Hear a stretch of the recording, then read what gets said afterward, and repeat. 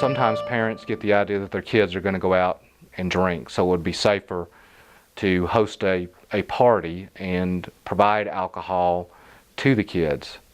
Bad idea.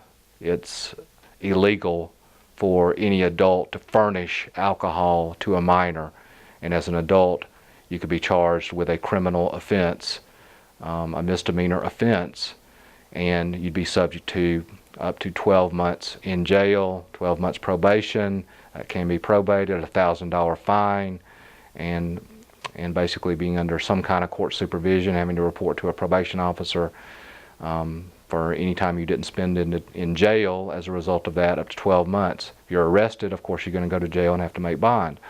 So you will probably spend some time in jail. But the consequences could be much worse if that child that you provided alcohol to leaves that party while under the influence and gets into an accident and kills either themselves or somebody else. Then if that can be traced back to the alcohol you provided to them, you could be charged with being an accessory to much more serious offenses, homicide by vehicle, where somebody dies, serious injury by vehicle, but things where you're not only legally you suffer a lot of consequences, but civilly you could suffer a lot of consequences because somebody could sue you and take everything you own potentially if they get a judgment against you, which could be for hundreds of thousands, millions of dollars potentially, depending on the seriousness of what occurred.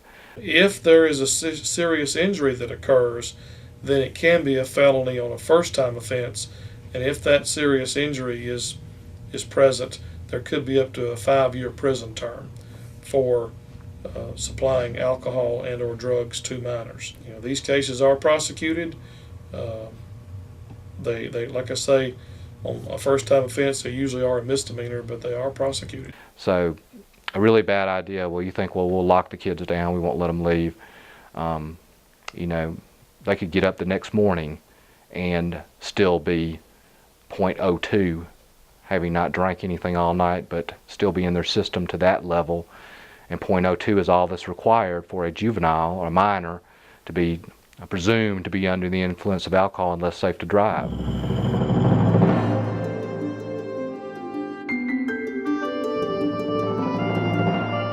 I had parties. You know, my kids were new to the area and we hosted parties. And I didn't realize I was a cool parent because I had no idea what these kids were capable of. And once I did, the parties were shut down. But I've been really surprised at how many adults that have entered my children's life that have been so detrimental, like covering up their addictions, using with them. They let them drink and smoke pot, and you can't allow that. It's still a mind-altering. When parents allow their kids to do it, it's a cop-out. It's really a cop-out. I asked my son, what do you think about parents who I hear all the time, it's like, oh, it's a phase. We all drank, we smoked some pot, and we're fine. I said, what do you think about parents who say that? And he said, I call them idiots. Because what the kid hears is alcohol, good to go. Pot, no problem. What else can I have? He said, you know, parents can think that, but if they verbalize it, and that's the message they give their kids, they can just count on it. The biggest trouble he and his friends got in were always at the sleepovers because they knew they had 12 or 15 hours to get messed up before they had to put themselves together to go home.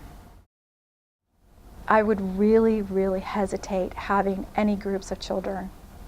And I need to say that these are children in our homes because they're using, they're drinking, they're smoking pot, don't even want to go into the sex, and that's all under your roof, and you're responsible. So no sleepovers, no parties, definitely.